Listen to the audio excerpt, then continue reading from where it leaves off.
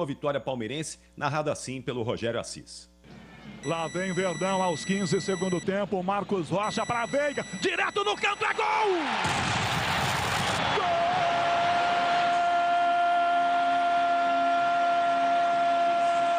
Hoje, para fechar a rodada, às 8 da noite, tem Santo André e Mirassol que se enfrentam no estádio Bruno José Daniel. Thaís, domingo vai ser a última rodada dessa fase de classificação do Campeonato Brasileiro e teremos um jogaço. Botafogo recebe o São Paulo em Ribeirão Preto. Os dois times precisam da vitória. O São Paulo para confirmar a primeira posição no grupo e jogar com vantagem nas fases seguintes. E o Botafogo para se classificar às quartas de final. A gente vai ficar de olho nessa última rodada do Paulistão. E para fechar aqui, ainda no futebol, falando do prêmio FIFA, o The Best, que será entregue hoje em Paris, a partir das 5 da tarde, pelo horário de Brasília. A gente vai ficar de olho aqui porque nós temos poucos brasileiros participando. Aliás, a bem da verdade, um brasileiro só, né? O Richarlison, que está na disputa pelo gol mais bonito da temporada. Aquele gol contra a Sérvia na abertura da Copa do Mundo, aquele voleio bonito. Vamos torcer aí para que o Richarlison fique com o prêmio. Mas de melhor jogador do mundo, nós já tivemos muitos protagonistas. Agora não temos mais. Quem está na disputa? Karim Benzema, jogador do Real Madrid da seleção da França, o Kylian Mbappé do PSG e também da seleção francesa,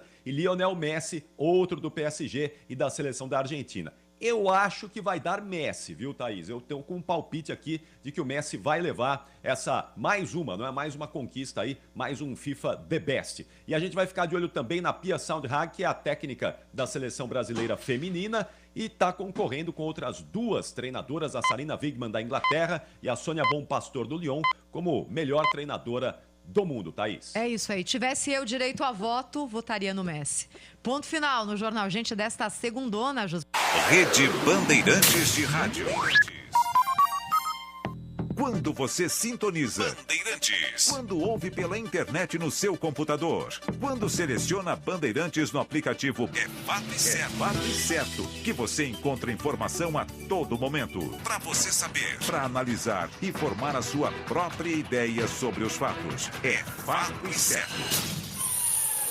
Bandeirantes. Agora, News Drops com o Henrique do Vale, direto da Flórida.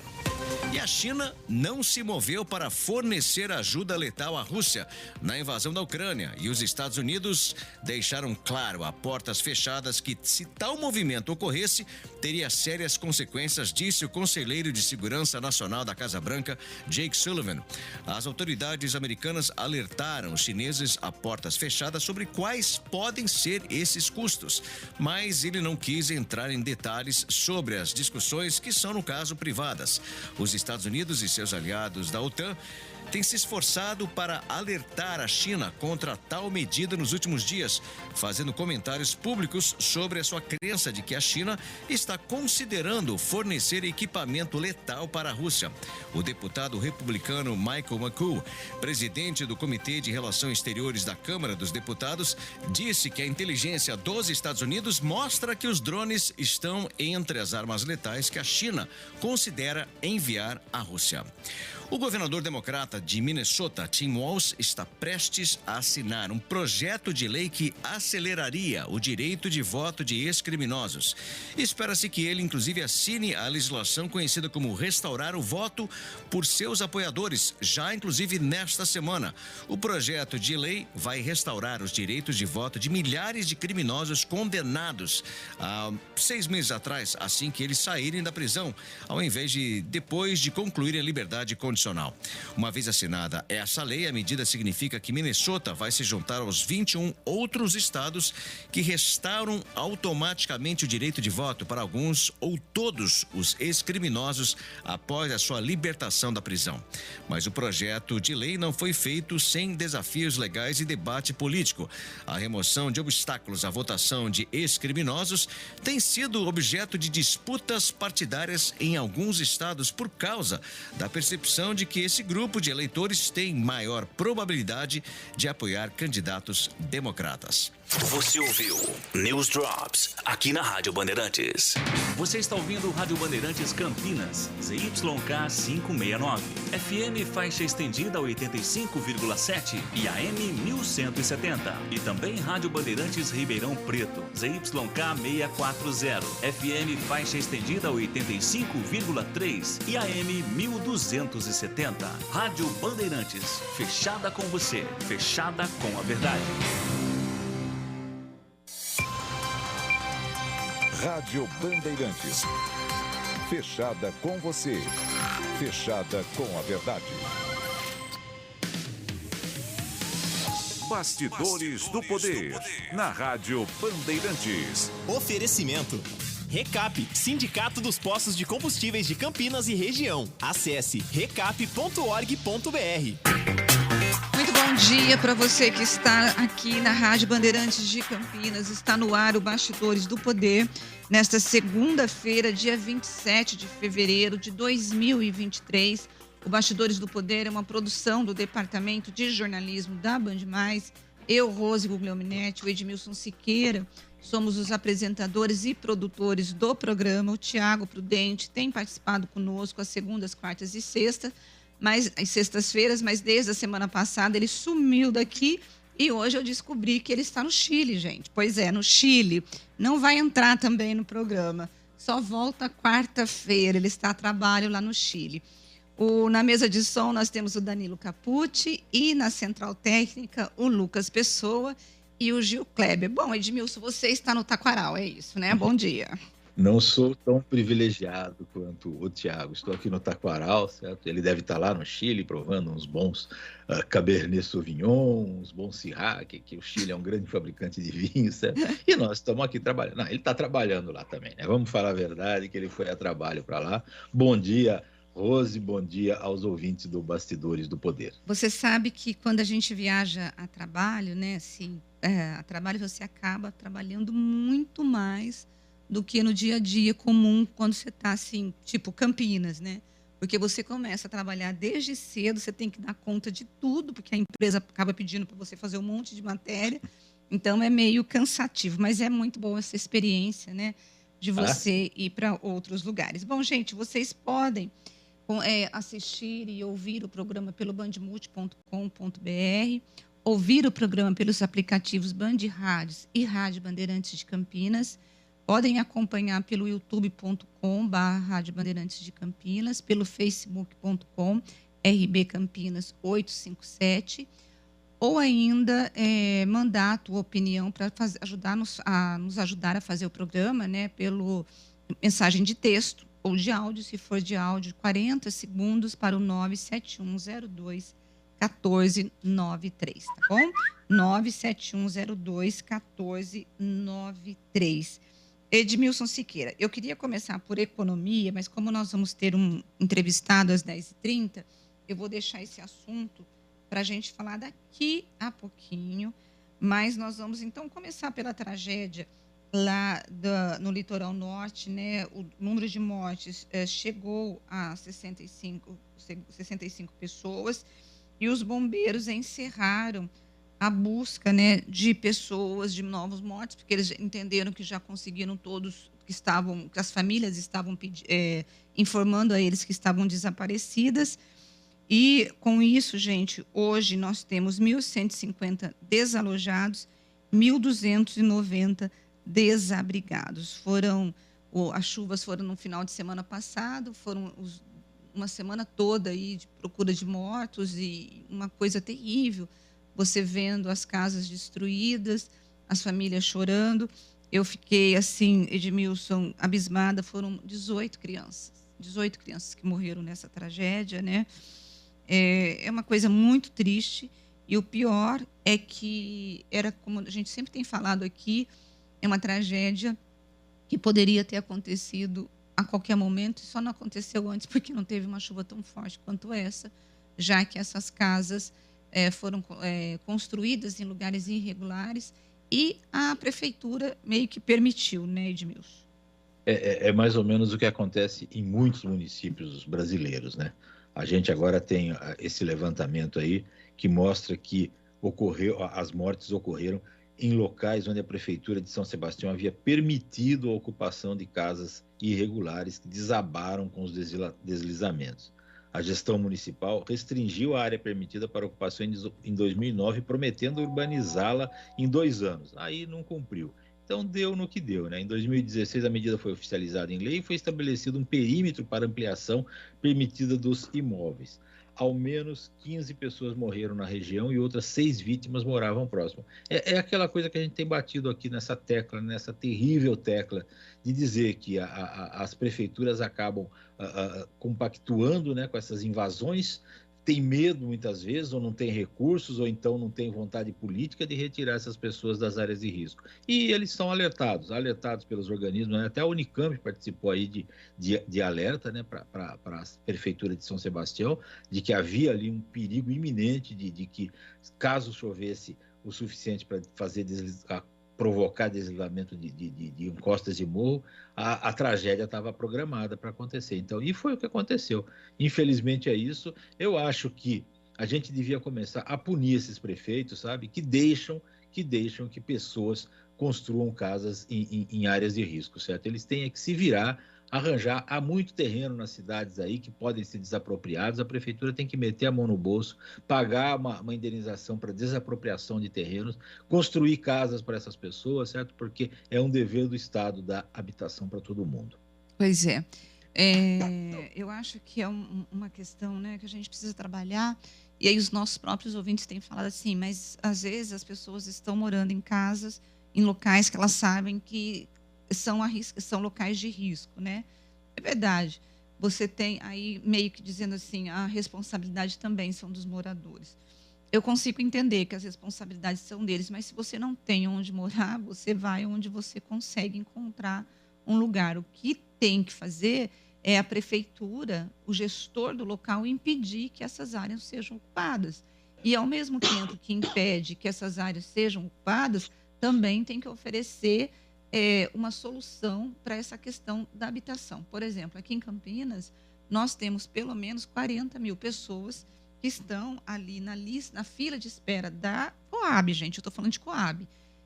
Mas o número, Edmilson, de pessoas sem casa, o déficit habitacional é muito maior. Se você imaginar que são pessoas que moram em casa de aluguel e que precisa de uma casa para morar, você vai ver que é um número muito maior. E essa gravidade da habitação, ela se torna ainda pior nessa situação econômica que nós estamos vivendo hoje no país, com a inflação corroendo o salário do trabalhador e também aumentando os preços de consumo. O aluguel passou a ser uma coisa que tem pesado e muito, sempre pesou, mas dessa vez tem pesado e muito no bolso da população brasileira. Então, o governo, ele precisaria, e eu estou falando todos os governos, né? Mesmo aqui a Coab, Edmilson, a gente pensar, para que serve a Coab em Campinas? Para que serve a Coab em Campinas? Eu nunca vi a Coab de Campinas construindo um conjunto habitacional e entregando, dizendo, a Coab entregou. Você já viu? A Coab trabalha mais na estruturação, nos financiamentos. Sim, mas pelo amor de Deus, Edmilson. Mas não mas resolve, o dinheiro, né, que né? gasta não precisa. Não resolve. A gente tem Secretaria de Habitação, tem Coab, Companhia de Habitação, e na realidade essa empresa e esses poder público aí não resolve, porque quando a Coab foi fundada, o déficit habitacional de Campinas não chegava a 10 mil residências, né? Hoje está chegando a 40 mil, ou seja, ela não cumpre o seu papel. Ela não cumpre. A cidade cresceu muito depressa. E daí? Certo? Se existe uma companhia de habitação popular, é para dar casa para todo mundo, certo? Exatamente. A preços módicos que essas pessoas possam pagar, certo? Nem o Minha Casa Minha Vida resolveu isso, embora tenha solucionado o problema de muita gente, mas não resolveu. Aqui em Campinas, pelo menos, não resolveu. E existe muita gente precisando de moradia, e muitos morando em áreas de risco, inclusive, certo? E a gente vê essas tragédias acontecendo por aí, né? As pessoas apavoradas à noite, acordadas a noite inteira, tentando proteger a sua família, proteger os seus bens ali, tentando fugir das enxurradas todas que acontecem nessas ocasiões. Mas não resolve. O poder público brasileiro é incapaz de resolver o problema habitacional do país, certo? O Estado, o município e o governo federal. Os três são culpados por essas tragédias todas que acontecem por aí. Você sabe que, às vezes, eu olho para a Coab e eu sei que eles têm algum trabalho lá de, por exemplo, quando tem uma tentativa de invasão numa área de ocupação, eles vão lá e desfaz aquilo. Mas a estrutura que a Coab tem, Edmilson, nesse momento, você tem lá, por exemplo, hoje o Arlide Lara Romeu, que era o ex-presidente da Sanasa na presidência. Você tem o Luiz Iabico numa das diretorias. São cargos políticos, né? São cargos políticos, é isso que eu quero colocar. Então, assim, o prefeito Dário Saad, ele precisa responder e ter um processo um programa de habitação e, de fato, a Coab possa trazer projetos para Campinas, captar recursos, porque é isso que nós precisamos. Fora, Edmilson, que nós temos uma inadimplência imensa das pessoas que compram as casas populares e não pagam. E olha que são 30, 40 reais a prestação. Então, quando a gente olha para isso, você fala, meu Deus do céu, que papel é esse que a Coab exerce, né? Então, eu acho que a Coab precisaria ser uma companhia mesmo de captar recursos, de fazer projetos, de trazer empreendimentos imobiliários para Campinas, de ver terrenos onde a prefeitura é dona de terrenos. Por exemplo, a prefeitura tem um terreno ali no Cambuí, que é onde ficava a antiga regional. Você sabe de onde eu estou falando, né? Na Eurozino Maia. Norte e Sul. Norte e né? Sul, isso. Um lugar maravilhoso. Não chega a ser Cambuí mais ali. Certo? Ali não é, né? Ali é o quê? Perto do Flamboyant já começa ali. É um outro bairro ali, eu não sei exatamente. Você tem certeza, Edmilson? Porque é bem aqui no começo ali. Bom, enfim. Não é. O Cambuí é limitado ali pela Norte e Sul, né? Depois lá de lá da Norte e Sul não é mais Cambuí. Bom, enfim. Mas é um terreno que a prefeitura poderia vender, porque custa milhões e milhões e milhões, e transformar em habitação popular, por exemplo, Edmilson. Eu não sei, mas pode fazer isso, porque nós temos aqui um déficit habitacional grande. Mas você não tem nenhum projeto habitacional em Campinas que diz assim, a prefeitura que fez esse empreendimento imobiliário e está entregando. Não, nós não temos isso aqui em Campinas. E, na realidade, não precisa nem de Coab, né? Porque a Coab virou um cabide de empregos, aí, como outras empresas de economia mista e autarquias de Campinas, né? Como todo lugar do Brasil, né? As empresas que foram inventadas lá já tinham antes, mas foram mais feitas na ditadura militar, né? Que começaram lá. E para agilizar, na realidade, a intenção era agilizar as coisas, né? Não precisava fazer uma licitação tão grande, não sei o que lá, e aí também começaram a perceber que era muito mais fácil fazer corrupção nas empresas, né, do que no governo propriamente dito. E no fim, não adiantou nada, né, como mais uma coisa criada pela ditadura militar que deu em nada nesse país, certo? O Banco Nacional de Habitação virou um centro de corrupção, foi fechado, né? Acabou sendo fechado, e depois que ele foi fechado, praticamente acabaram os grandes empreendimentos imobiliários pelo país. E Campinas ficou aí com essa Coab, que infelizmente não cumpre o seu papel, porque o papel principal é o que era? Era diminuir, acabar com o déficit habitacional na cidade, certo? E isso ela não cumpriu mesmo. Ela pode ter cumprido função social, de ter ajudado uma família aqui, outra ali, algumas famílias, etc. e tal, mas acabar com o déficit habitacional, que é a principal missão de qualquer cooperativa habitacional, ela não cumpriu, infelizmente. E falando de corrupção, nós temos hoje uma bolsa de apostas na Câmara de Campinas. Está todo mundo fazendo lá apostas para saber se o ex-presidente da Câmara e atual vereador José Carlos vai ou não depor na CPI da propina, naquele caso em que ele é investigado pelo Ministério Público sob a suspeita dele ter montado um esquema para poder pedir propina para empresários que tinham contratos com a Câmara de Vereadores aqui da cidade. O depoimento está marcado para hoje, depois das 14 horas. E está todo mundo achando que ele vai repetir o que fez o Rafael Creato, que é o ex-assessor e que seria o porta-voz do Zé Carlos nesses pedidos de propina aos empresários, que não foi na comissão. No primeiro momento ele se recusou e depois ele conseguiu um habeas corpus em que a defesa dele alegou que ele não é obrigado a fazer prova contra ele mesmo. E, portanto, ele foi dispensado pela justiça, obviamente, para não depor lá na CPI. O que está se falando, Edmilson, nos bastidores é assim, um grupo de vereadores acha que o Zé Carlos realmente não tem que ir, porque ele vai ficar constrangido por conta dos áudios que mostraram o Rafael Creato negociando o pedido de propina com o presidente, com o dono do Grupo Mais, que é a empresa que faz a operação da TV Câmara, e que ele ficaria constrangido, que ele não teria como se justificar. Outro grupo já acha que ele tem que ir, porque se um vereador se recusa a comparecer numa comissão que é formada pelos próprios vereadores, estaria deslegitimando o papel do vereador. Eu conversei na sexta-feira com a defesa do Zé Carlos e a defesa falou que ainda não havia decidido se ele iria ou não. Eu estou achando, Edmilson, que o Zé Carlos não vai.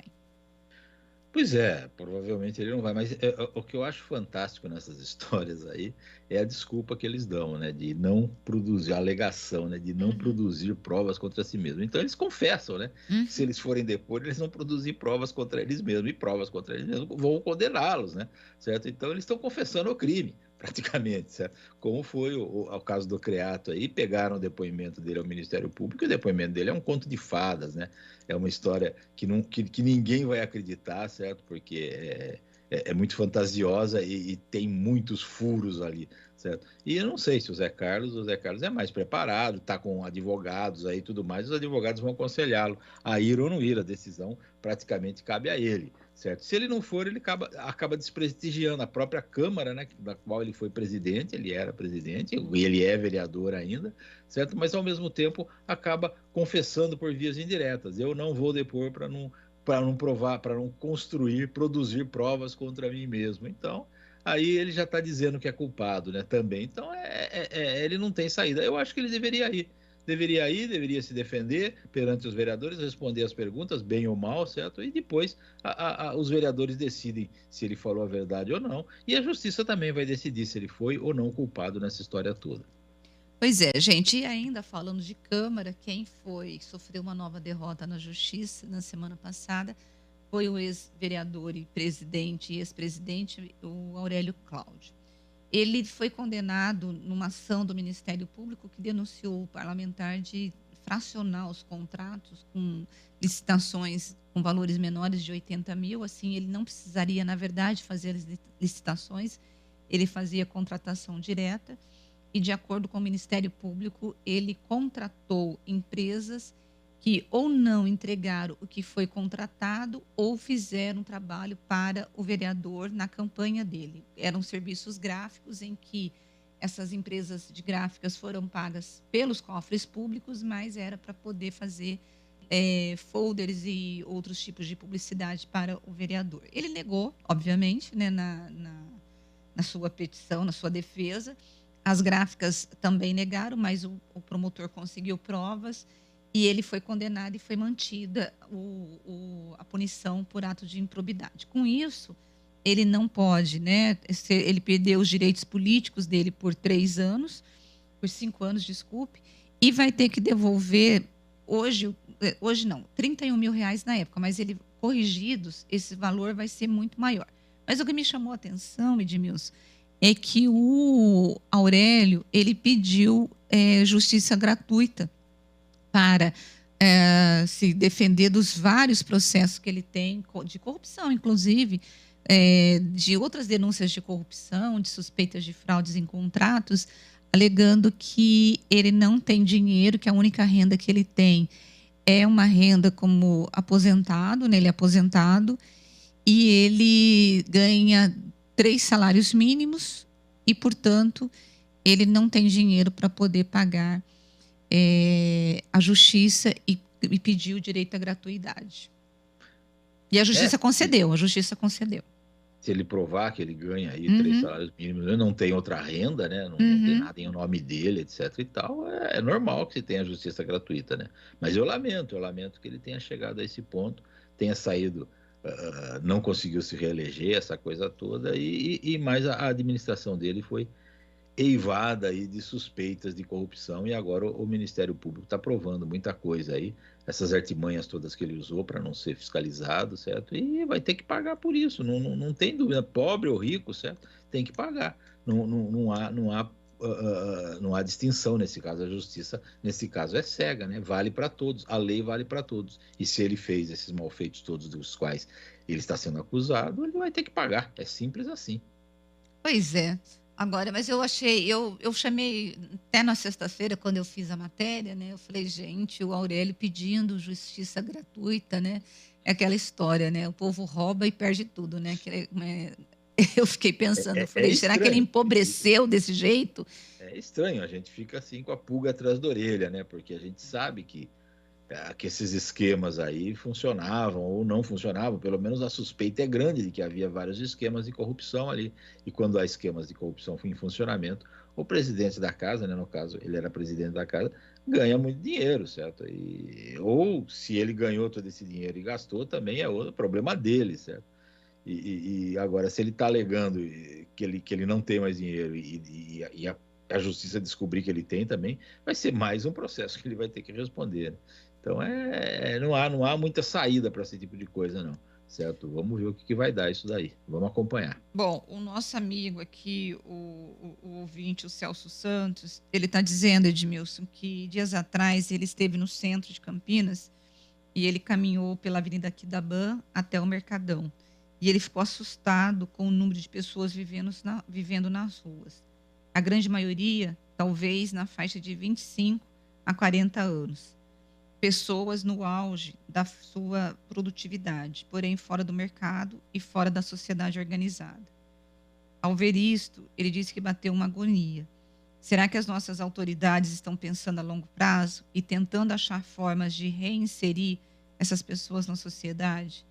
Eu não menosprezo a importância dos programas sociais, mas é muito mais do que oferecer um local para dormir e um prato de comida. Para nós que estudamos, trabalhamos, temos um lar, a vida é complicada e temos sérias preocupações com a velhice. O que pensar dessas pessoas que estão desperdiçando a sua fase produtiva vivendo nas ruas? Eu temo pelo futuro do Brasil. A situação está muito séria mesmo, Edmilson. Eu passei pelo centro da cidade aqui de Campinas há umas 3 semanas e eu vou dizer para você que eu fiquei assustada com o número de moradores de rua que eu vi lá na cidade. E o que eu percebi, Edmilson, que é assim, o que nós tínhamos antes era o povo ficando no centro, na 13 de maio, perto ali das lojas, para cima, ou na Catedral Metropolitana, quem conhece o centro sabe de onde eu estou falando, ou um pouco para cima. Mas, Edmilson, os moradores de rua, eles ocuparam todo esse espaço e eles estão ficando ao longo da Avenida Francisco Glicério. Então, quando você sobe a Glicério, rumo ali aos bairros, ao bairro, você vai ver grupos de moradores de rua deitados e sentados nas calçadas e em frente às lojas ali da 13 de maio. E grupos mesmo, gente, eu não estou falando de 1 ou 2 moradores de rua. Eu estou falando de 4, de 5, de 6, de 7 moradores de rua. Em cada esquina, Edmilson, que eu fui subindo a Glicério, eu encontrava um grupo de moradores de rua. Eu até comentei com o prefeito, falei, prefeito, o número de moradores de rua aumentou e aumentou muito. Nós não temos mais aquele tanto de moradores de rua que vocês têm colocado aí nas suas estatísticas. Tá demais. E o Celso tem razão. E são jovens mesmo, são pessoas jovens, Edmilson. Só que todos eles com uma garrafinha de birita na mão, assim, bêbados ou drogados, que é o grande problema. Eu me lembro que eu fiz uma matéria há 2 anos de um levantamento que a prefeitura fez sobre o perfil dos moradores de rua em Campinas. E 90% deles ou eram viciados em álcool ou em entorpecentes.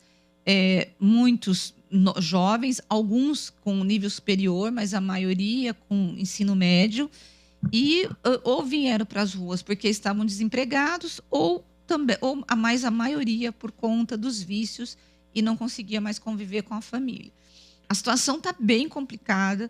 Eu acho que a prefeitura ainda não conseguiu achar uma solução para esses moradores. Ela tem oferecido, como o Celso colocou, o abrigo para poder dormir à noite, tem o lugar para poder comer, lugar para poder tomar banho, e tem oferecido o programa Mão Amiga, que é aquele programa em que o morador de rua que quer voltar a ser reinserido na sociedade, ele faz um curso de profissionalizante e depois a própria prefeitura encaminha ele para um emprego.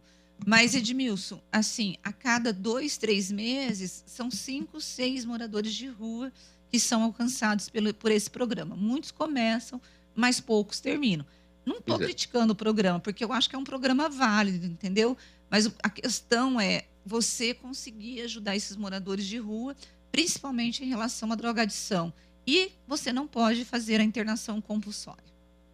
O programa precisa ser muito mais abrangente, né? Precisa ter mais recursos, talvez, certo? É um programa bom, como você disse, mas ele não alcança o objetivo maior. Eu, nas minhas andanças, principalmente de carro, né? Quando para numa avenida movimentada, não tem dúvida que vai surgir alguém pedindo uma ajuda ali, certo? Nesses pessoal de semáforo, certo? E que para tanto. Eu estive recentemente no centro da cidade, fui tomar um chopp ali na Praça do Chopp com um amigo, e na hora e meia que nós ficamos ali, fomos abordados pelo menos umas 4 vezes por pessoas que estavam pedindo esmola, que estavam tentando vender alguma coisa para a gente, para ganhar dinheiro. Outra pediu um pedaço da pizza que a gente estava comendo, certo? Quer dizer, tudo bem, a gente até deu tal, numa boa, mas é constrangedor, né? Constrangedor não assim, você está sendo incomodado tal. Incomoda também, claro, porque você está conversando ali, de repente você tem que cortar a conversa e atender um pedinte, né? É triste uma situação dessa, certo? Mas ela revela um problema muito maior do Brasil, né? Que os governos não resolvem o problema da pobreza, da miséria no Brasil, certo? Fala-se nisso há muito tempo, que vamos fazer programa disso, programa daquilo, mas os moradores de rua agora estão crescendo porque a inflação está aí, os preços estão aumentando, principalmente o preço de alimentos, né? E então a situação está piorando no país, certo? Não há perspectiva, né? Perspectiva de um plano exequível, né, na economia, para que as prefeituras e os governos arrecadem mais sem onerar o bolso do trabalhador aí e consigam melhorar essa situação de miséria e de pobreza no país, né? Então, é uma situação que a gente vai ter que conviver com ela e cada vez mais, e vamos cobrar aqui cada vez mais dos governos para que eles diminuam essa situação de penúria pelo qual muita gente no Brasil está atravessando. Tá certo. Bom, nós vamos para o intervalo e a gente volta entrevistando um economista para falar sobre essa história da gasolina. Volta ou não volta? Vai subir ou não vai subir? Está na hora de encher o tanque ou não, né? O que nós vamos fazer? E essa briga do PT com o Fernando Haddad. Fernando Haddad continua, não continua? Bom, gente, é sobre isso que nós vamos falar daqui a pouquinho, então você não saia daí.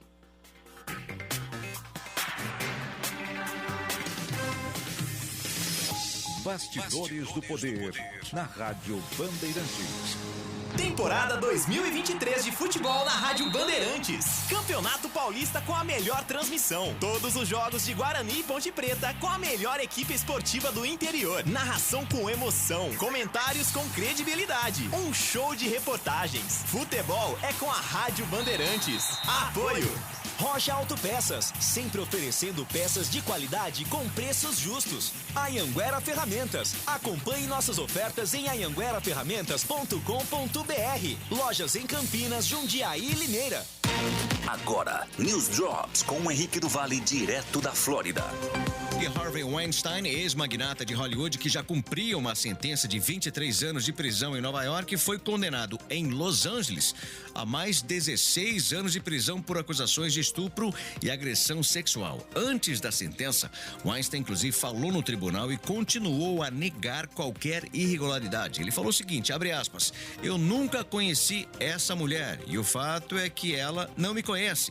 Isso é sobre dinheiro, disse ele. Por favor, não me condene à prisão perpétua.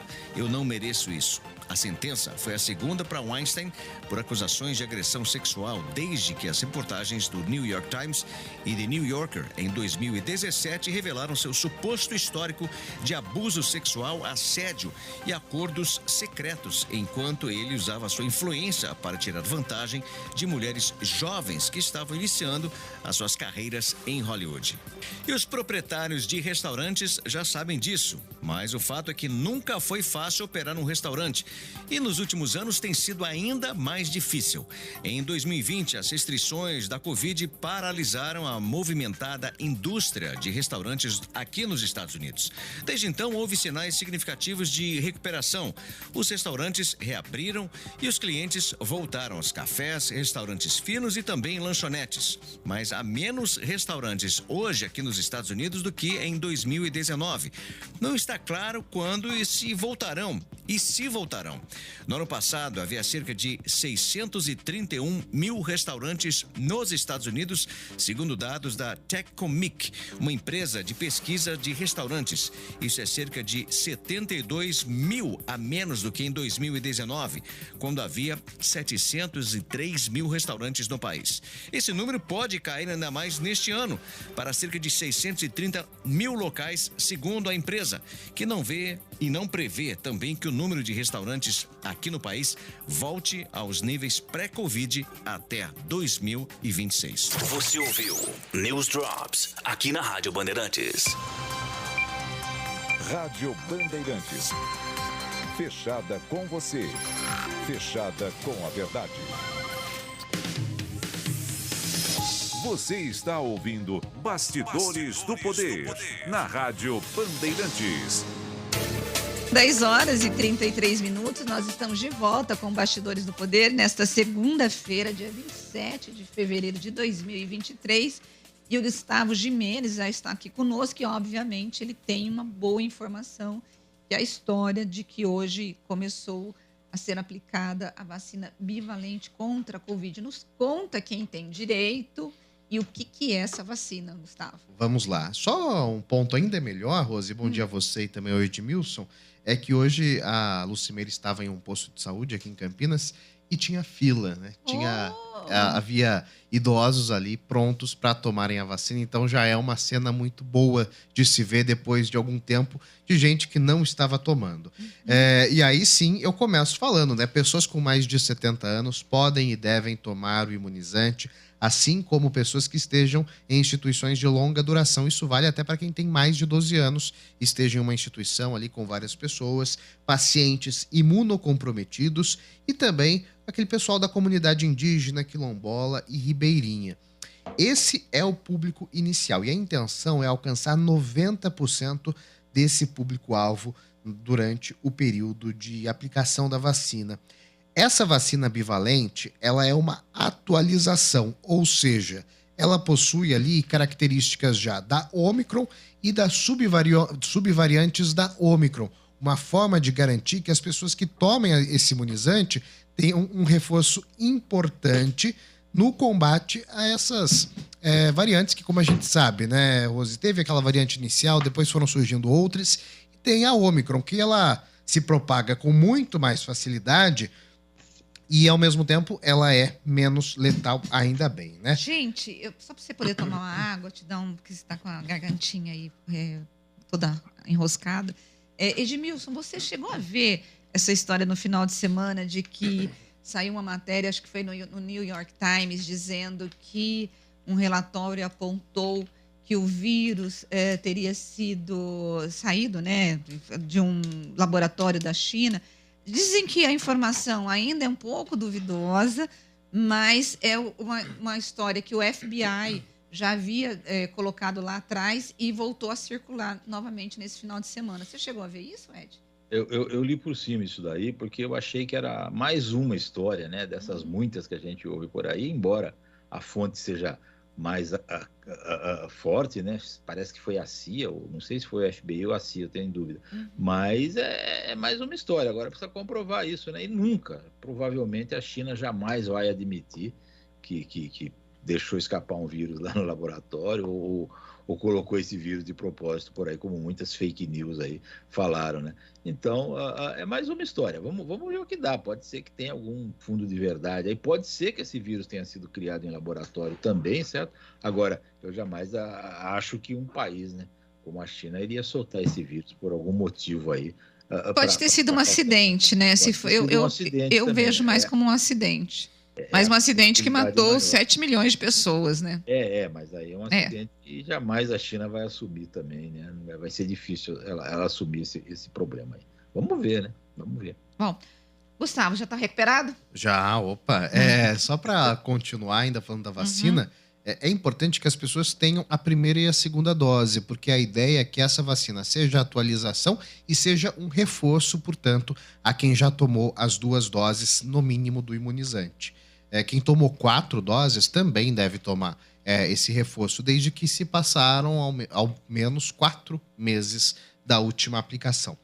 Logo, daqui a pouquinho, então, chegam as pessoas com mais de 60 anos, depois gestantes e puérperas, e na sequência, trabalhadores de saúde, deficientes e a população privada de liberdade.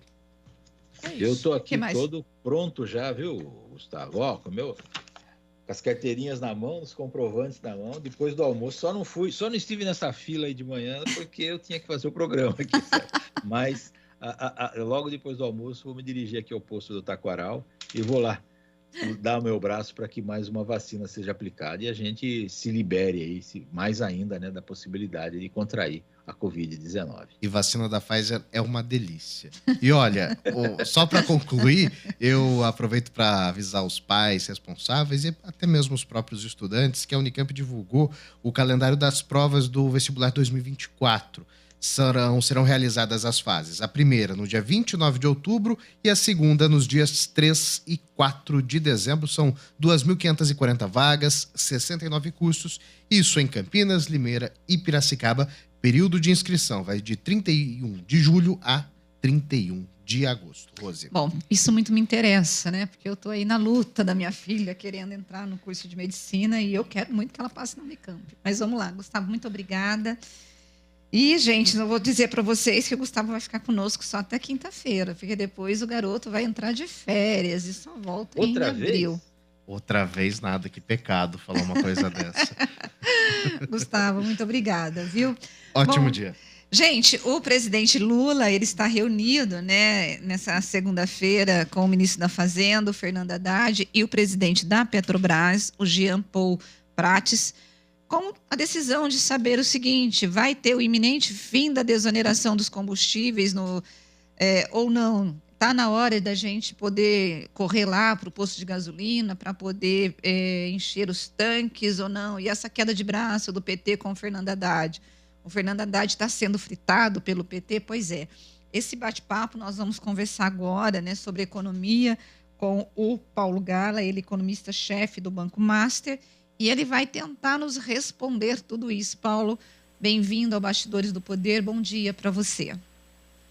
Bom dia, prazer falar com você, com todos os ouvintes. Bom dia. Bom, Paulo, nós vimos no final de semana todos os jornais trazendo essa queda de braço entre uma ala do PT, a presidente Gleisi Hoffmann, dizendo que não era hora de aumentar o valor dos combustíveis, e a equipe econômica do Fernando Haddad defendendo esse reajuste, né, e voltando, né, a oneração, né, dos combustíveis, por conta de que isso significa entrada de bilhões para os cofres públicos nesse momento que eles precisam recompor os gastos. A minha primeira pergunta para você, antes da queda de braço em si, para o Brasil, o que nós temos que ter? A oneração ou a desoneração? Como que você vê essa questão dos combustíveis?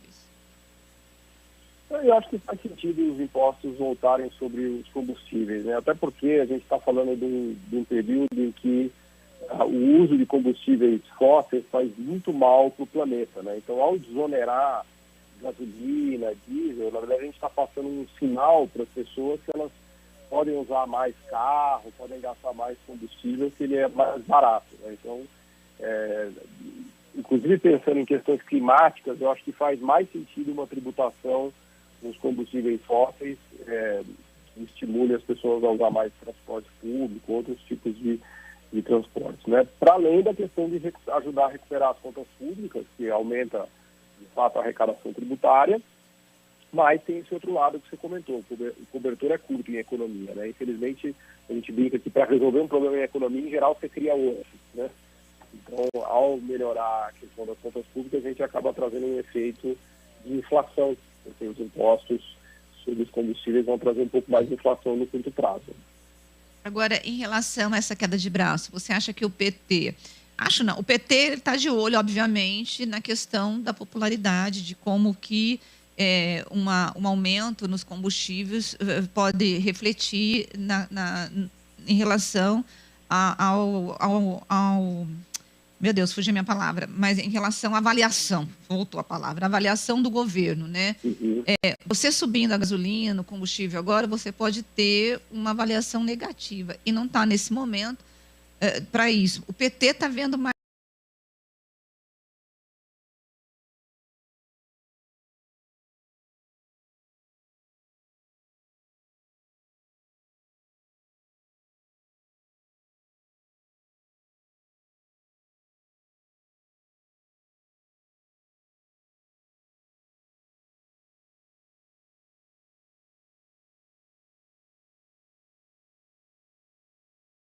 A Petrobras colocar uma perspectiva de queda de preços, né? É importante lembrar que o preço da gasolina hoje no Brasil, do diesel, está um pouco mais alto do que deveria ser, tendo em vista o preço lá de fora do petróleo. Se a Petrobras reduzir um pouco, ou colocar, assumir algum compromisso de não repassar, eventualmente reduzir um pouco o preço, a desoneração pode ser mais branda, ou seja, não precisa reonerar tudo de uma vez. Então, eu acho que eles vão acabar caminhando para uma solução em que parte dos impostos voltam de maneira gradual, eventualmente primeiro volta só a gasolina, depois volta o diesel, depois eventualmente volta a energia elétrica, não tudo de uma vez, porque de fato o impacto inflacionário disso é muito forte, né? E fazendo gradualmente há uma recomposição dos impostos de arrecadação e o impacto na gasolina, o impacto na inflação não é tão violento. Então, eu acho, né, é difícil saber, né, muito difícil prever porque é dentro da cabeça dos políticos, né?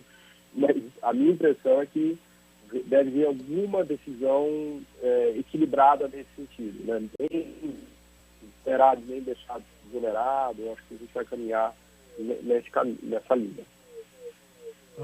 O Paulo Edmilson que está falando, bom dia a você. Eu gostaria de saber o seguinte, todo mundo fala que o imposto, né, o aumento da gasolina e do etanol, etc. Tal, ele vai prejudicar mais a classe média alta, etc. Tal, que usa carros, tal, e não vai prejudicar o trabalhador que não tem carro. Mas todo aumento de combustível é seguido aí de um aumento em cadeia de várias coisas, inclusive de produtos alimentícios, muitas vezes, ou de serviços, né? De pessoal, de táxi, dos aplicativos, dos entregadores de motocicleta, tudo isso. Todo esse pessoal é agravado e existe uma cadeia de aumento que pode gerar mais inflação. Por que tá essa discussão de que que o pobre não vai ser agravado com esse aumento que se houver, e só a classe média? É uma coisa meio estranha, né? Não, isso não é totalmente verdade, porque parte do transporte público também depende do preço do diesel e da gasolina. Então, se é verdade que no curto prazo isso daí não tem um aumento de preço imediato, no médio prazo vai significar tarifas mais elevadas, né? Porque não dá para você imaginar que o custo do combustível aumenta e as tarifas de ônibus não vão subir em algum momento, porque isso vai custar mais caro para as companhias, elas vão ser obrigadas a subir as tarifas de transporte público. Então, é verdade que o impacto imediato é mais forte para quem tem carro, né, que vai direto ali na bomba de gasolina, você vai abastecer o carro, se você tem um carro, você já paga isso direto, né?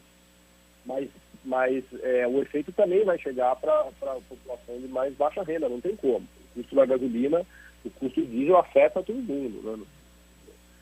Paulo, a Gleisi Hoffmann, presidente do PT, ela disse que ela gostaria que houvesse uma solução, primeiro, da composição de preços, da política de preço da Petrobras, antes de fazer essa desoneração dos combustíveis. Você acha que essa seria uma medida boa? Você acha que a Petrobras vai ter uma nova política de preço? Ela vai poder fugir do preço mundial aí e fazer um preço mais barato da gasolina, independente dos preços internacionais? Eu acho que, pelo menos segundo as declarações do presidente da Petrobras, do Jean Paul, a ideia é fazer um colchão, no sentido de, quando o preço está muito alto, ela deixa um pouco abaixo, e quando o preço está muito baixo, ela sobe um pouco. Esse colchão, ele suaviza o preço da gasolina, mas ele não coloca um subsídio permanente. Porque é importante dizer que, para deixar o preço muito mais baixo do que no mercado internacional, a Petrobras estaria subsidiando o preço da gasolina. De novo, subsidiar o preço da gasolina não me parece que é a melhor medida em termos de transição ambiental, de redução do consumo de combustíveis fósseis. Nem acho que é a cabeça dessa presidência do Banco Central. Então, eu não acho que a gente vai voltar ao passado com uma política de subsídio de gasolina como a gente já teve. Agora, também não acho que a regra será mantida como foi feito nos últimos 4 anos. É possível pensar numa terceira via, se você quiser, numa outra solução, em que a Petrobras suaviza esses aumentos e cortes de preço de maneira mais lenta, em vez de ficar mudando a cada 15 dias, muda a cada 2, 3 meses, né? E ela pode usar momentos, vamos dizer assim, de bonança para, quando o preço cai, né, ela deixa um pouquinho mais alto para arrecadar mais, e quando o preço sobe muito, ela suaviza. Então, eu acho que a gente vai caminhar para uma nova regra, que vai ser uma regra de suavização da variação do preço da gasolina. Agora, Paulo, nós são 10 horas e 48 minutos, nós estamos entrevistando o Paulo Gala, ele é economista-chefe do Banco Master. Eu tenho a impressão de que o Fernando Haddad, ele está enfrentando um fogo amigo, muitas críticas, né? Críticas em relação ao seu plano de governo. E a impressão que eu tenho, e os próprios bolsonaristas já vieram no final de semana dizendo, olha, o Fernando Haddad é o novo Bolsonaro do PT, ou seja, dizendo que o Fernando Haddad seria o novo inimigo do PT, e isso já com vistas a uma resposta que o Fernando Haddad não está conseguindo dar na solução dos problemas econômicos e uma preocupação de uma deteriorização ainda maior na questão econômica do país, com baixo nível de desenvolvimento de emprego, de geração de emprego, a inflação galopante.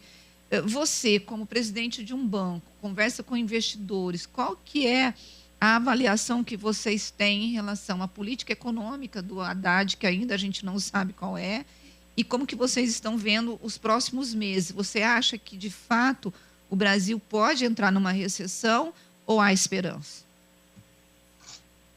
Primeiro, só corrigir que eu sou economista do banco, não presidente do banco. É verdade. Desculpe. Subiu. Não, eu acho que é muito cedo ainda. O governo novo tem 2 meses, a equipe econômica tem 2 meses, né? Então é muito cedo para a gente cobrar resultados econômicos em apenas 2 meses, né?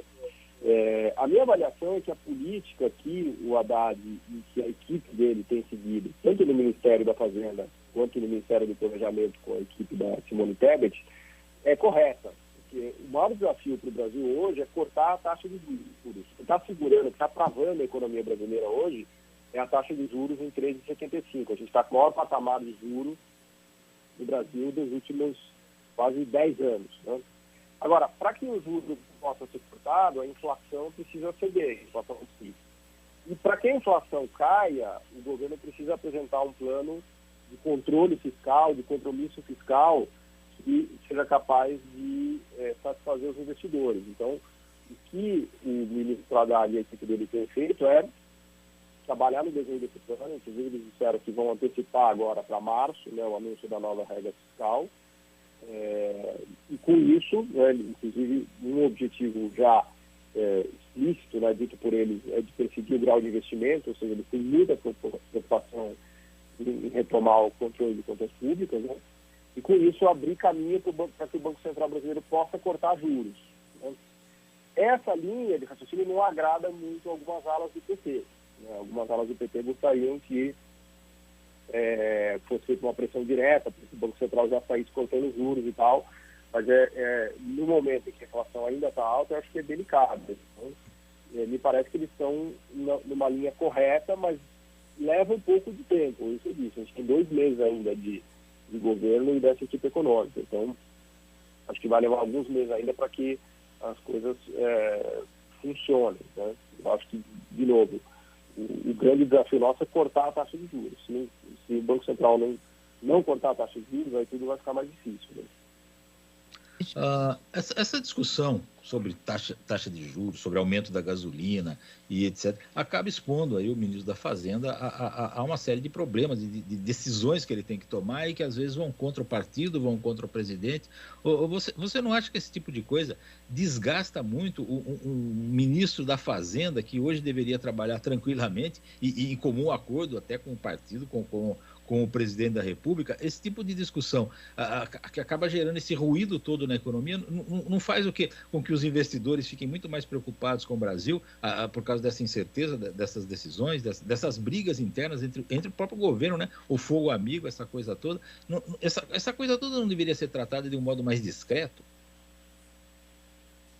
A gente diz que é o pior emprego do mundo, de ministro da Fazenda, né? Se você olhar, nenhum outro cargo é mais desgastante e tem mais conflito para ser administrado do que o do Ministério da Fazenda. Isso se aplica para qualquer ministro da Fazenda em qualquer governo, né? Se a gente voltar um pouquinho no caso do Paulo Guedes, ainda no governo Bolsonaro, a gente vai lembrar o nível de desgaste, o nível de conflito que tinha ali. Então, isso decorre da quantidade de interesses que têm que ser arbitrados e que têm que ser mediados no Ministério da Fazenda. Então, não é um problema deste governo e deste ministro.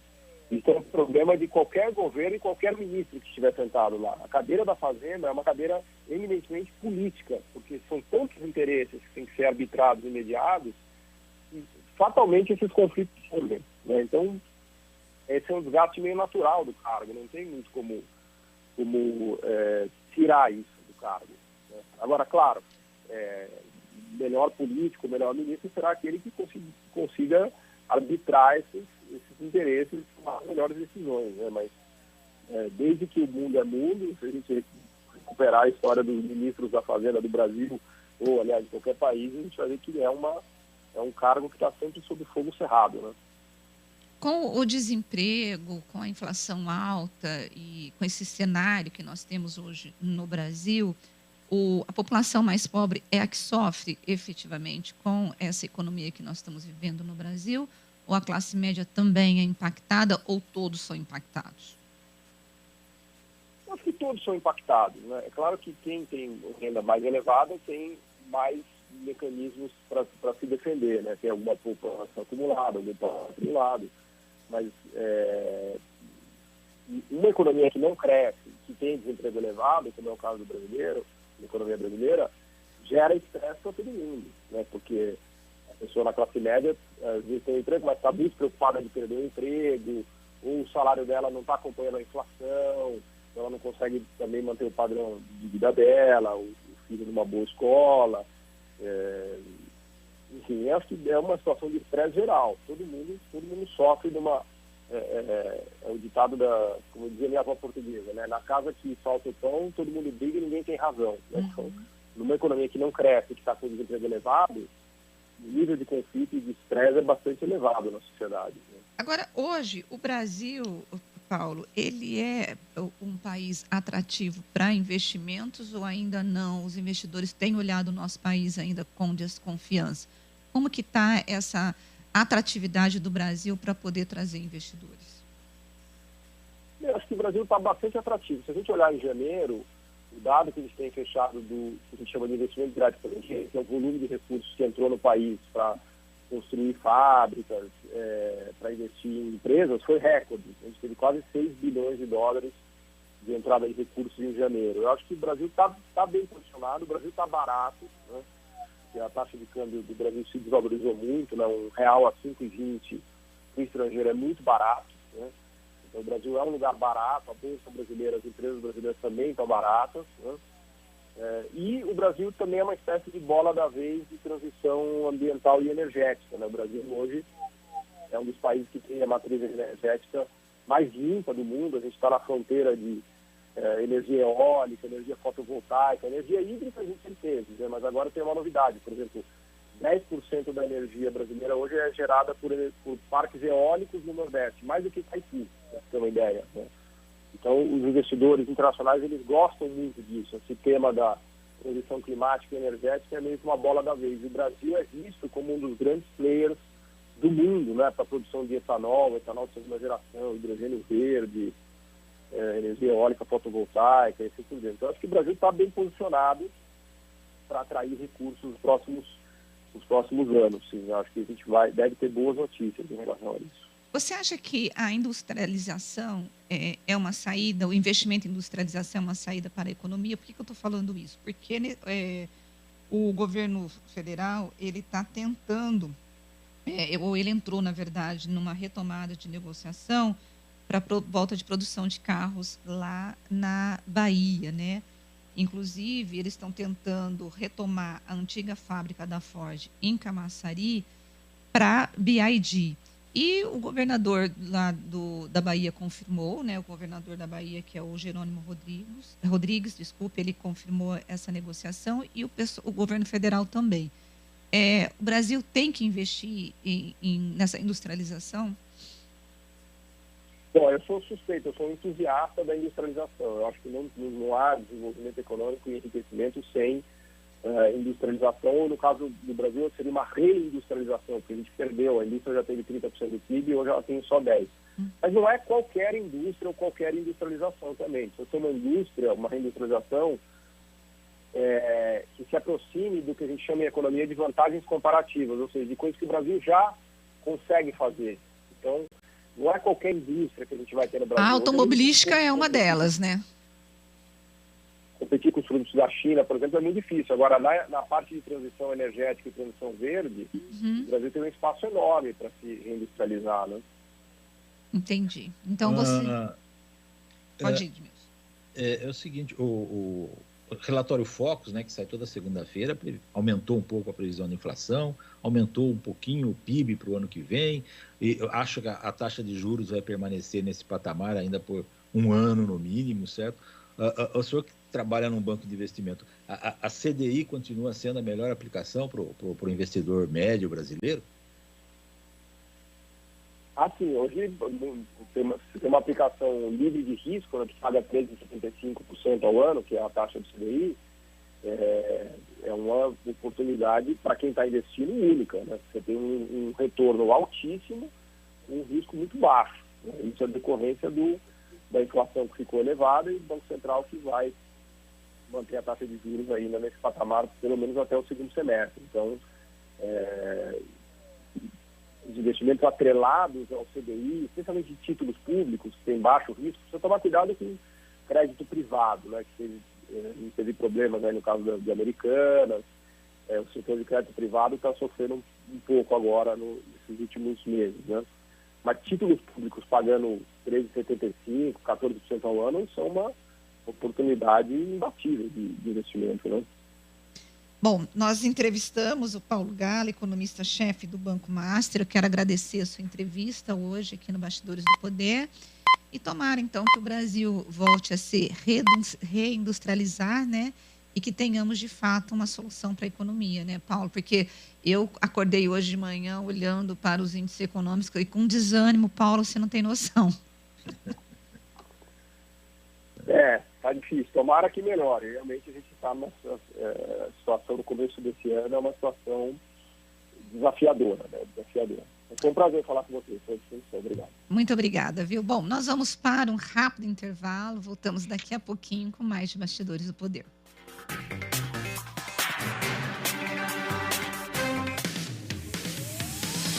Bastidores do Poder, na Rádio Bandeirantes. Oferecimento. Recap, Sindicato dos Postos de Combustíveis de Campinas e Região. Acesse recap.org.br.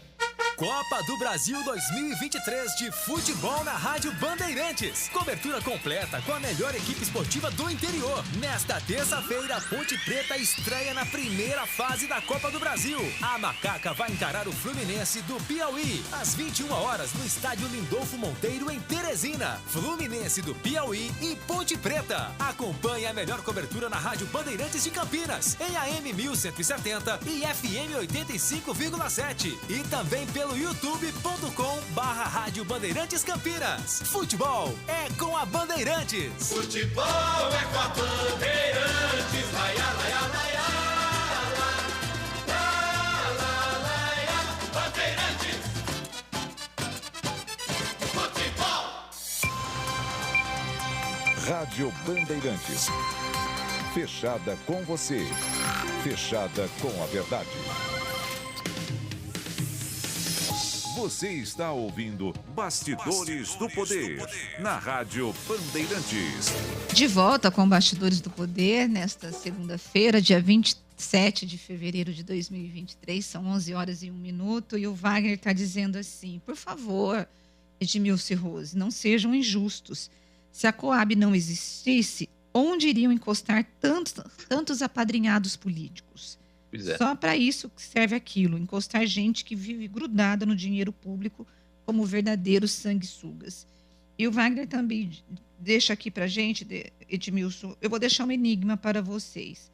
Bastou a simples menção do fim da isenção de impostos para os combustíveis, que alguns donos de postos já aumentaram por conta própria. Agora vem o enigma. Se de fato a isenção de imposto cair, os donos de postos vão aumentar os combustíveis novamente? Bem-vindos ao Brasil, o país com o maior número de aproveitadores por centímetro quadrado. Pois é. No Brasil... Claro, vão aumentar, sim, porque se cair o imposto, eles vão comprar mais caro o combustível. E daí vão aumentar mais ainda. Brasil. Bom, o Adriano Vermelho está dizendo, uma dor que dói tanto, que cala fundo na alma, o nascer e findar de vidas de anjinhos brasileiros na maternidade de Campinas, que infelizmente traz dúvidas mortais como incompetência administrativa ou técnica, ou números aceitáveis de uma estatística severa e cruel, não sei. Só sei que a esses pequenos humanos foi tirado o direito inegociável à vida e alguém tem que ter, no mínimo, dar muitas explicações. O Adriano Vermelho, na verdade, a maternidade sofreu uma intervenção na semana passada por parte da Vigilância em Saúde aqui de Campinas, na UTI neonatal. A maternidade enfrentou um surto de, eu vou chamar diarreia, gente, foi isso que as crianças tiveram, diarreia, e 3 crianças morreram, 3 recém-nascidos, 3 bebês. A intervenção por parte da prefeitura aconteceu porque a prefeitura entendeu que o número de médicos estava abaixo do que era preconizado e fez a intervenção. Está sendo investigada se as mortes elas ocorreram por conta desse surto ou por um outro tipo de problema. A maternidade soltou uma nota imensa semana passada, negando problemas, e disse que ainda não está detectado, não está confirmado se essas crianças morreram ou não por conta desse surto de diarreia. Enfim, Edmilson, está uma briga entre a prefeitura e a maternidade. O fato é que você não tem como trazer de volta a vida desses 3 bebês que morreram, né? Não tem como trazer de volta, mas é uma briga que precisa ser resolvida urgentemente, certo? Detectar as causas, acabar com as causas e para que as crianças, as mães possam ir para lá tranquilamente, certo? Não é possível, né? Que uma maternidade não descubra o que causou a morte das crianças rapidamente, certo? Quanto antes, mais antes de descobrir isso daí, vai ser melhor para a população e melhor para a confiança do governo, inclusive o governo municipal, aí que está brigando também com a maternidade. Vamos ver. Isso é uma coisa que não pode ficar para ser decidida em banho-maria, não. Tem que ser decidida urgentemente, certo? Porque com vida a gente não pode brincar, não. Bom, o Edivaldo, Edmilson, ele está falando assim, Edmilson, semana passada o senhor disse que está satisfeito pelo início desse desgoverno e agora falou que inflação alta e os preços subindo. Mudou da água para o vinho ou não? Vou fazer uma lista, bolsa caindo, empresas sendo fechadas, mais de 400 mil desempregados, torneira aberta no BNDES, dinheiro para a ditadura, Lei Rouanet, a farra dos artistas, aumento de 22 para 37 ministérios, dentre ali nepotismo com esposa com cargo vitalício, com salário de 35 mil reais. Pessimismo do mercado sem plano econômico, desmatamento, em fevereiro foi o pior da história. Cadê a Marina? Sumiu. A culpa não era do Bolsonaro? E, para terminar, a picanha só no sonho, e isso em 57 dias de governo. É o discurso bolsonarista, né, que fala algumas verdades eivadas de mentiras e fala algumas mentiras que parecem ser verdades. Eu lamento, sabe, esse tipo de coisa, certo? Falar de Lei Rouanet, a gente já explicou isso aqui, certo? Eu expliquei até num artigo no blog da Rose o que é a Lei Rouanet, por exemplo, certo? Eu já critiquei e muito o governo Lula, tenho criticado, não falei que eu fiquei satisfeito, fiquei achando que o governo estava ótimo, não posso ter criticado, posso ter até elogiado alguma coisa pontual do governo Lula, principalmente a preocupação que existe agora com o meio ambiente, certo? É uma coisa boa para o Brasil, de um modo geral. Agora, não me venha colocar na boca palavras que eu não disse, certo? Eu não estou satisfeito com o início de um governo há muitos anos, certo? Todos os últimos governos não me satisfizeram e não é esse que está me satisfazendo, muito pelo contrário. Não fiquei feliz nem um pouco com o governo Bolsonaro também, pelas desgraças todas que se abateram no país por conta do governo Bolsonaro, certo? E não estou satisfeito nem um pouco com o governo Lula, certo? Posso elogiar como elogiei coisas boas no governo Bolsonaro, só foram bem poucas e são poucas também as coisas que eu elogio no governo Lula. Bom, gente, nós tivemos a semana passada trabalhadores semi-escravizados lá no Rio Grande do Sul, né? E eles foram encontrados em condições análogas à escravidão em Bento Gonçalves, que é a Serra Gaúcha, e na última sexta-feira eles começaram a voltar para casa. Dos 207 resgatados, 194 voltarão para a Bahia, terra natal, enquanto outros 4 decidiram ficar no Rio Grande do Sul. E os 9 gaúchos que faziam parte do mesmo grupo seguiram para suas cidades. Enfim, Edmilson, é uma vergonha. Essas pessoas trabalhavam em vinícolas como a Aurora, a Salton e a Cooperativa Garibaldi, que produzem vinhos e espumantes conhecidos. As 3 alegam que desconheciam as práticas, mas a indústria se prepara para o impacto negativo que virá em razão do escândalo. Esses trabalhadores, gente, eles eram contratados pela Fênix Serviço de Apoio Administrativo, que é uma terceirizada que contratava esses trabalhadores para poder trabalhar lá na coleta, né? Para poder pegar na colheita de uvas. Na colheita de uvas, né? Enfim, Edmilson, que coisa vergonhosa, né? É vergonhoso, claro que é. E as empresas aí são grandes empresas brasileiras, produzem bons vinhos, inclusive, bons espumantes, mas não podem deixar um flanco aberto desse tipo, né? É normal você contratar empresas terceirizadas que contratam trabalhadores que são temporários, né? Porque a colheita acontece 1 ou 2 vezes por ano.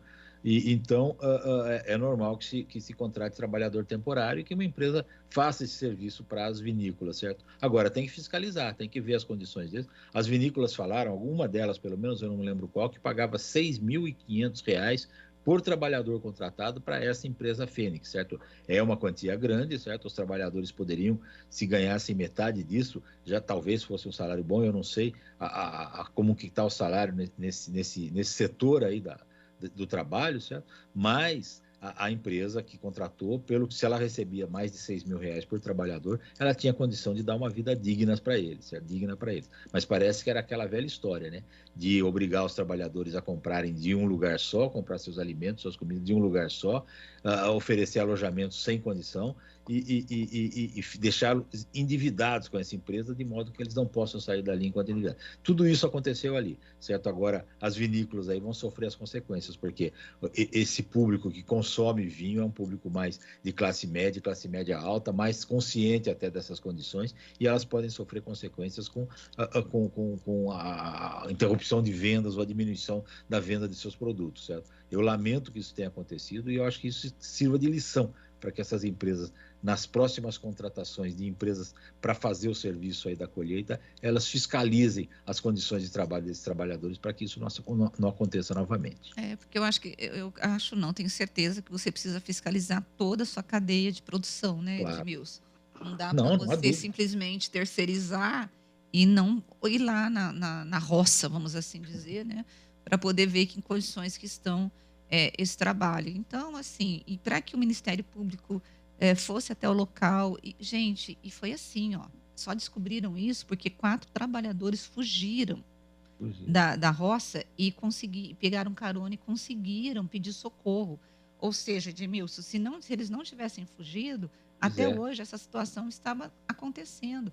E no século XXI, gente, século XXI, você ter esse tipo de condições de trabalho é degradante, Edmilson. E vai saber se já não acontecia antes, né? Certo? Eu acho que se não acontecia antes, ninguém denunciou, né? Só agora que eles conseguiram denunciar, vai saber, né? Agora, as vinícolas vão sofrer, sim. Não só as consequências jurídicas dessa coisa toda, né? Elas alegam que não tem culpa, evidentemente, porque contratavam a terceirizada, mas faltou aí a fiscalização, o devido cuidado, né, com a cadeia produtiva. E isso vai pesar bastante contra elas. Bom, gente, e falando de fiscalização, né, da necessidade, bom, o Centrão acabou ganhando a queda de braço e o governo Lula deixou o controle da Codevasf, que é aquela empresa do governo federal que a gente veio o ano passado inteiro falando sobre as suspeitas de corrupção, de dinheiro, de uso das emendas secretas para, ao invés de ajudar a população, ir para o bolso de alguns políticos, vai continuar na mão de quem, Edmilson? Os caras que já são suspeitos de corrupção. É uma vergonha, né? Continua, né? Continua a corrupção no governo, a corrupção que houve no governo Bolsonaro continua no governo Lula, porque ele precisa, né, do apoio do Congresso e da Câmara, principalmente, e o apoio da Câmara é na base do toma lá da cá, né? É dando que se recebe, né?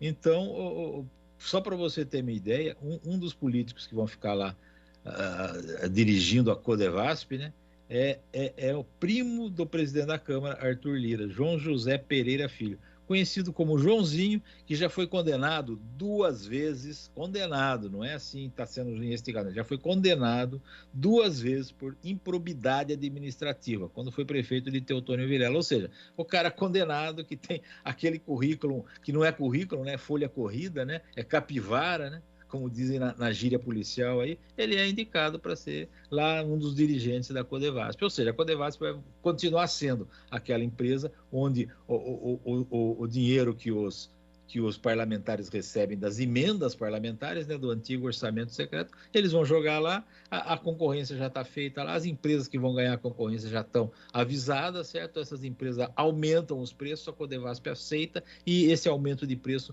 volta para o bolso dos políticos, num esquema de corrupção facilmente detectável, né? É só o Ministério Público se interessar. Aí há vários processos aí já correndo pela Codevasf e pelo jeito nós vamos ter muito mais nesse governo Lula. Agora, você veja que o governo Lula ainda tem 100 cargos, Edmilson, na administração pública, sem chefias. E são cargos bons. Dos 178 secretarias ou órgãos de gestão, 60 estão com o comando vago, segundo um levantamento da Consultoria Ética e Inteligência Política. Ao menos 100 departamentos e diretorias abaixo dessas secretarias estão na mesma situação. Gente, é muito cargo sobrando. E adivinha quem que vai estar de olho nesses cargos? Os deputados, né, Edmilson? Claro. Eu não sei onde que eu li, eu vou tentar achar essa história novamente, que o primeiro-ministro da Inglaterra, ele tem acho que 150 cargos para nomear na Inglaterra inteira, né? Um país de 70 milhões de habitantes, na Inglaterra inteira. Nos Estados Unidos também, o presidente da República tem um número mínimo de cargos que ele pode indicar quando ele é eleito, no maior país do mundo, né? Que é os Estados Unidos. No Brasil, parece que são mais de 30 mil cargos que um presidente tem à disposição quando ele é eleito e senta na principal cadeira do Palácio do Planalto, ele tem 30 mil cargos, mais ou menos 30 mil cargos para nomear. Então é isso, né? É uma farra, porque para essas nomeações são indicados políticos. O Fernando Henrique Cardoso tinha tentado acabar com essa história, tentou acabar com essa história, no fim do governo dele, ele baixou uma portaria dizendo que para a nomeação de vários cargos no governo federal só poderiam ser indicados funcionários de carreira, certo? Era só funcionários de carreira que poderiam ascender a inúmeras diretorias do Brasil inteiro.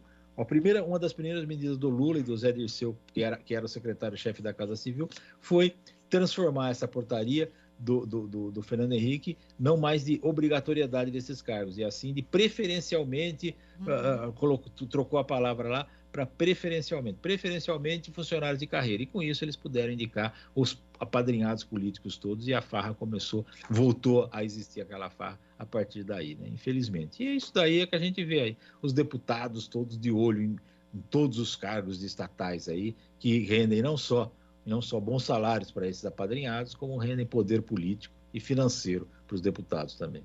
Olha, a Vilma Edmilson, ela está dizendo que ela discorda do seu ponto de vista sobre o governo do presidente Lula.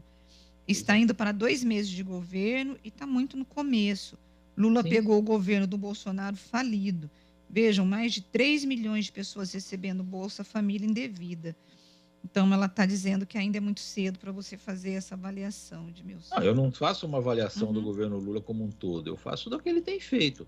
Quando ele faz coisas certas, eu até bato palma aqui, certo? Mas se faz coisa errada, a gente fala também. Não importa se ele está 1 dia, 2 dias ou 3 dias, são as ações dele que nós analisamos aqui. E ações com vista para o futuro do país. Bom, nós vamos ouvir um áudio que o nosso ouvinte enviou para a gente botar ele aqui nessa conversa nossa.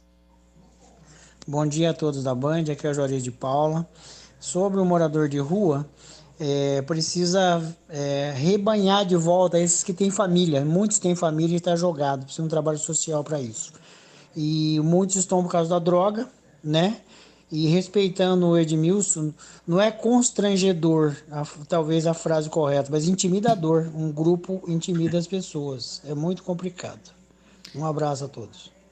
Pois é, Edmilson, e falando sobre constrangimento, no Brasil se recusou a atender um pedido feito pela Ucrânia para que as delegações das Nações Unidas se levantassem para respeitar um minuto de silêncio em homenagem às vítimas da agressão russa.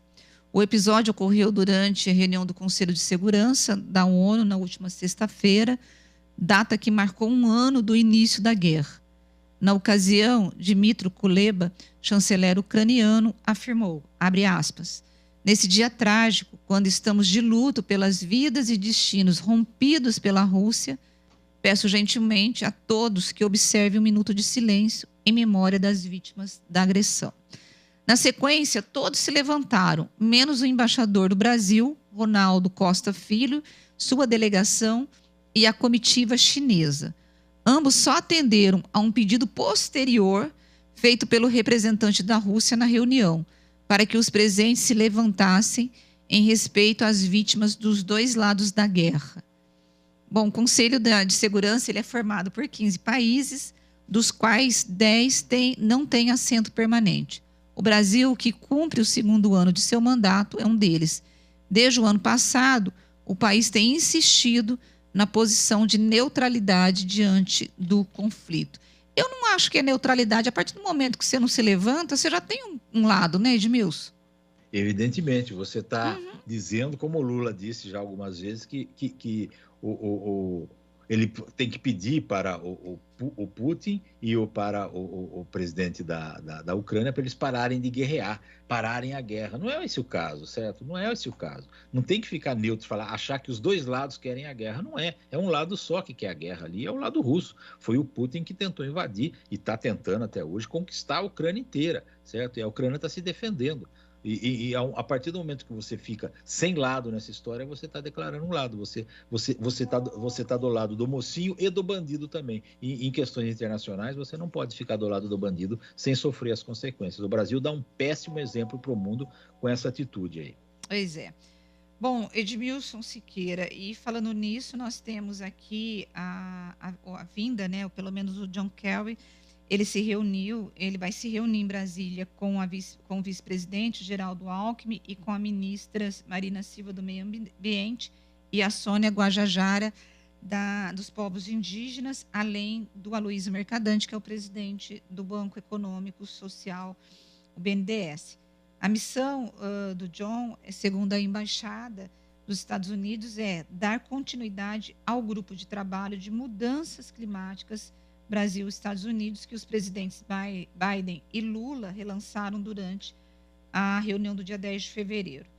Segundo a missão diplomática, serão discutidas oportunidades para o Brasil e os Estados Unidos colaborarem no combate à crise climática, coibindo e revertendo o desmatamento e avançando na transição para a energia limpa e construindo uma bioeconomia forte. Edmilson, na verdade, os Estados Unidos já estão de olho nessa história da potencialidade do Brasil de ser um produtor de energia limpa, né? E o que eu vi ontem foi o John Kerry, ele aproveitando o dia no Lago Paranoá, de shorts, camiseta, e lá comendo bem, vivendo, assim, se divertindo aqui no Brasil. Ou seja, o nosso país é maravilhoso, né? Ele tinha um dia de folga aí, ele chegou na madrugada de sábado para domingo, tinha um dia de folga, que só ia trabalhar hoje mesmo, aproveitou para conhecer Brasília, o lago e tal, e se divertir, refrescar a cabeça antes dessas árduas reuniões que existem por aí, de pontos de vista onde são colocados na mesa os problemas internacionais hoje do Brasil, né? Principalmente com relação ao meio ambiente e com relação à produção de combustíveis renováveis, aí, que o Brasil pode ser o grande produtor no mundo disso daí, certo? Há muito tempo, desde do programa do álcool lá atrás, na ditadura ainda, que começou o pró-álcool, certo? A gente já tinha condição de vender álcool para o mundo inteiro. Só que, como tudo no Brasil, né, as coisas não vão para frente como deveriam ir. Bom, e quem está conosco é o nosso colega Henrique do Vale, direto da Flórida. Henrique, tudo bem com você? Graças a Deus, começando o ano, né? Porque depois do carnaval, todo mundo fala que o Brasil começa a funcionar agora, graças a Deus. Pois é, gente, a gente está aqui agora nessa segunda-feira, hoje, dia 27 de fevereiro, e eu, nesse último final de semana, estava inclusive acompanhando as notícias, né, que acontecem no mundo e tal, e uma coisa que me chamou muita atenção, com certeza, foi uma entrevista que o conselheiro de segurança nacional da Casa Branca, ele chama-se Jake Sullivan. E durante os programas que acontecem todos os domingos pela manhã, várias entrevistas acontecem nessas redes de TV por aqui, né? E aí ele começou a comentar e explicar que existe uma aproximação muito grande entre a China e a Rússia, mas existe uma preocupação muito grande dos Estados Unidos por causa dessa aproximação, né? Ele disse, inclusive, que está havendo dentro do governo Biden, inclusive papo direto com os chineses, alertando aos chineses a não fornecer de qualquer forma nenhuma qualquer tipo de armamentos para a Rússia, né? Porque se realmente isso acontecer, vai haver uma série de consequências para o país. O fato é que, por enquanto, a gente já observou várias vezes o presidente ucraniano Volodymyr Zelensky pedindo aos Estados Unidos os caças F-16, mas desde que começou a guerra, o presidente Biden disse que essa ajuda o governo americano não vai dar. O que ele vai dar? Ele vai dar outras coisas, menos esses aviões que são necessários justamente para que o país possa se defender. Porém, existe aí um rumor, uma história de que o governo chinês estaria disposto a distribuir drones para a Rússia. Então, essa conversa que está tendo entre o governo americano e o governo chinês está sendo realizada em portas fechadas, e o governo chinês já sentiu que para esse determinado assunto o governo americano não está de brincadeira de jeito nenhum. Não quer, inclusive, que o governo chinês se aproxime mais do governo russo, lembrando que, inclusive, na semana passada a gente viu até a reunião dos dois líderes da Rússia e da China juntos, conversando. Então, isso causa, de certa forma, uma certa apreensão, né, do governo americano com relação a esse tipo de coisa. Não somente o governo americano, como também os países ligados à OTAN. Agora, essa guerra, né, da Ucrânia e da Rússia, ela colocou vários países em alerta, né? Esse final de semana eu li que a Coreia do Sul e o Japão estão aumentando barbaramente o investimento na questão de investimento mesmo de armas, na questão de defesa. Por quê? Porque existe um risco, por exemplo, a China, está todo mundo dizendo que ela está olhando a guerra da Ucrânia e da Rússia para poder saber o que ela faz com Taiwan, porque o desejo da China é entrar lá em Taiwan e retomar o controle, né, Edmilson? E você tem, por exemplo, a China e a Coreia do Sul ali, a Coreia do Sul com receio da China e também aumentou o investimento em defesa. E da mesma forma o Japão. Ou seja, o que a gente percebe é que os países, eles não estão mais seguros, gente. Edmilson. Exatamente. Essa é a consequência do ato do Putin, né? Ele fez o que ele fez, certo? Todo mundo era contra, o mundo civilizado, pelo menos, era contra, e ele acabou provocando uma guerra aí que está atingindo proporções cada vez maiores, né? Todos os países estão aí temendo, né, e se armando cada vez mais. Sim. E isso pode gerar uma guerra maior, muito maior. Agora, eu duvido que a China, nesse momento da guerra, pela amplitude que ela tomou, pela demora e pela dificuldade que a Rússia está tendo, né, e que ela entre mais na guerra de rijo, assim, fornecendo material bélico para a Rússia. É difícil, não é. Os chineses, eles vão com muita calma em todas as histórias, eles pensam muito em tomar alguma atitude mais drástica. E eu acho que se eles entrarem começarem a fornecer equipamentos mais para a Rússia aí, vai ser um problema muito sério, porque a OTAN também vai intensificar o fornecimento de armas para a Ucrânia. E daí o conflito pode se generalizar. E isso não é bom para o mundo, né? Não é bom para ninguém. Na verdade, eu acho o seguinte, que a China só está mesmo observando aí de camarote o que está acontecendo entre a Ucrânia e a Rússia. Se a Rússia conseguir superar a Ucrânia, aí a China fala, opa, então eu vou tentar agora fazer a mesma coisa com Taiwan. Então ela está em cima do muro só para ver o que está acontecendo, mas é uma preocupação mundial. Você imagina só se a China resolve liberar esses drones, aí os ataques ficam mais exatamente. Mais constantes. Exatamente. Então, assim, a gente tem que ficar mesmo com cuidado nessa hora, principalmente porque a situação do mundo hoje é muito insegura, né? E a gente está vendo a consequência que essa guerra está trazendo para os países do Oeste, principalmente também na Europa, o preço do gás lá em cima, o preço tudo mais caro. Quer dizer, então a gente tem que procurar resolver da forma pacífica mais possível, né? Para que realmente essa guerra termine logo, porque é uma coisa muito, muito, muito triste, com certeza. Bom, nós precisamos ir embora, menino. Você tinha mais coisa para falar, Henrique? Não, o que está acontecendo é que nesse final de semana nós vimos neve sem parar em Los Angeles. Eu morei na Califórnia há muito tempo, eu lembro uma vez que teve muita neve lá. Um dia, é um país, é um estado que não tem muita neve, somente nas montanhas, né? Agora, neve em Newport Beach, que é o sul, nevasca em San Diego, quer dizer, imagina só o desespero dos californianos, porque não existe essa mesma infraestrutura que a gente tem em Nova York, né? Na parte, Nova York, né? Então a gente tem toda aquela estrutura para poder cuidar do trânsito e tudo mais. Na Califórnia não tem isso. Então você imagina o desespero das pessoas que têm piscina em casa, começa a dar essa friaca geral, medo de estourar cano, de estourar tudo lá. Meu Deus do céu, que dó, viu? Eu espero que não atrapalhe a produção dos vinhos californianos, que são muito bons. Isso é uma preocupação que o Edmilson, que gosta de tomar vinho, tá vendo. Eu já tô vendo as pessoas que têm piscina, que tem um monte de coisa lá, que vai estourar cano, que já aconteceu isso comigo, de estourar cano na casa. Fala, meu Deus do céu, quero ver se eu consigo resolver essa parada aqui. Mas enfim, eu não posso reclamar, porque aqui tá um calorzinho maravilhoso. Feliz da vida, graças a Deus. Então tá bom, gente. Com isso nós vamos embora com o Henrique do Vale feliz com o calor lá e a gente também aqui feliz também com o nosso clima no Brasil, que é um país abençoado. Gente, tchau, até amanhã. Beijo para todos. Obrigado pela audiência. Até mais.